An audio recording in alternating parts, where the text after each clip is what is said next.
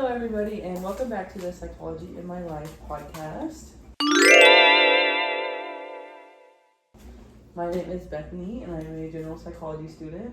And this is my special guest. Okay, Marissa. And today we are going to be sharing 3 examples of psychology in our everyday lives. So the first, topic that I would like to talk about is the imaginary audience. I have my trusty little Google here. So basically, the imaginary audience is like you're in like a state of mind where you think everybody is watching you, even if they're not, or like you feel like you're like, I guess like hyper conscious of how people feel about you, and you think that like they're always watching you or always judging you. For me, that happens to me like. It actually happened today when I was at work. I kept messing up on the orders, and I was like, oh my gosh, I feel like everybody's like staring at me and they think that I don't know what I'm doing. Which in reality, they're really not, because like, I had just gotten trained, so I'm learning, and I don't think they really care that much. It doesn't really affect them. I feel that. I say probably that happens to me, probably like, you know, just go out in public sometimes. You go shop or something, and people are looking at me. It also is like kind of ties into the spotlight effect, which is basically like it's basically the same thing now. But like the spotlight effect is when like it causes you to overestimate how much people are actually paying attention to you. Like if your hair is messy one day, then you think like, oh my gosh, everybody's staring at me because my hair is messy, and in reality nobody really cares. True, I understand that. Alright, so the second concept that I would like to talk about is the styles of parenting.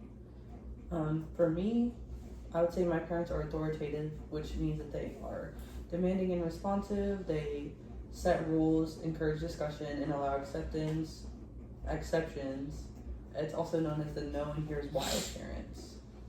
I would say that my parents are authoritative because we do have rules in the house, but there is things that we don't have rules on. Like I don't have a curfew. They do have my location, which is kind of like, and they do set like expectations. We have like discussions all the time. If like I break a rule, then there's obviously punishment involved. What would you say your parents are? Probably as a club. Would you say authoritative parents? Permissive? No, permissive. Yeah, probably. Like me, like my parents. I don't really do too much. So my parents don't like give me consequences because I don't think they feel like I need them. They don't really do too much to begin with. And they're pretty chill. So yeah.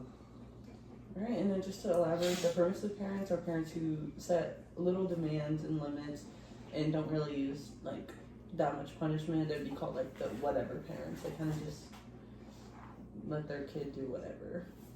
Well, not whatever, but they don't really try to like enforce too much, I guess you would say. So the last topic that I want to touch on in today's episode is going to be motivation. So there's like Motivation! Intrinsic motivation and extrinsic motivation. So intrinsic motivation is like you're doing something because you find it enjoyable, or like it's going to give you some sort of like pleasure or like I guess achievement if you accomplish it. And then extrinsic motivation is like you're doing something for like an outward cause, like how you go to your job that you don't like is for money, or like if you do something because you want somebody to like acknowledge you and praise you or be like, oh, you did a good job. Or like if you do something just because like you don't want to get in trouble, things like that.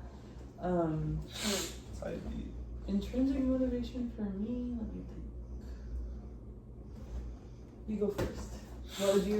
What is something that you do for like an inward sense of like accomplishment? Working out, because I do it. I mean, I really don't like the way it feels and it hurts, but like I want to look good really bad for my inner self.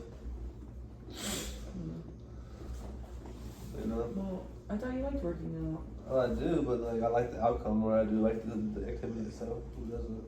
Well, yeah, I guess that would count because you think it's enjoyable. And then what's something you do for like as like outward motivation? I work to please my family, my parents, probably. And for money? If for money, I don't like it. I was in marching band like all through high school, and I didn't do it like. I did it because I liked it. I thought it was fun. Obviously, there was times I didn't like it, but in the end, I did it just because I thought it was fun and like it brought me enjoyment. And I don't think there's really like an external reward in that. It's just like the activity in itself was fun. And then extrinsic motivation, yeah, like he said, like I go to work. I don't really like my job, but I mean I have to go for the money. But also like things like cleaning around the house, like I clean around the house because I don't want my parents to like say I'm ungrateful or something, or like I don't want to get in trouble, so I try to keep everything as tidy as I can. So basically now I'm just gonna like talk about like my overall experience in the general psychology class.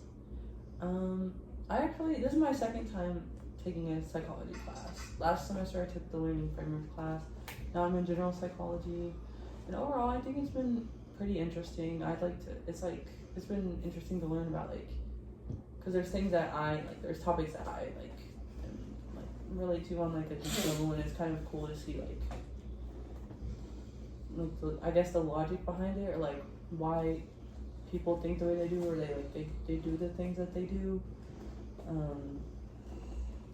I guess it's made me stronger. It's made me stronger in the sense that like I guess I have like a greater sense of like self-awareness, and because like I guess it's like a greater sense of self-awareness because I know like why certain like things are happening. Even if I don't really understand them, I know why they're happening, and I guess I can kind of like try to counteract that since I know like what it is and like how it works. For real. Like for ways that it could like it makes you like a healthier person.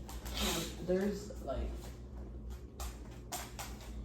psychology can like reveal ways to like cope with your like deal with your stress, and also like recognize the different types of stress, and I guess help you discover your stressors, which are things that like cause the stress. Obviously, it can help you improve your communication. Okay, King. There's lots of coping strategies that you can learn from researching psychology. It can help you with your positive thinking. And it just gives you like an overall understanding of your brain, everybody else's brain, and then it can also help you build healthier relationships. You can understand your partner, and your partner can understand you better. And then overall, I feel like if you combine those things, you'll just live a happier and healthier life than you did before. Yeah.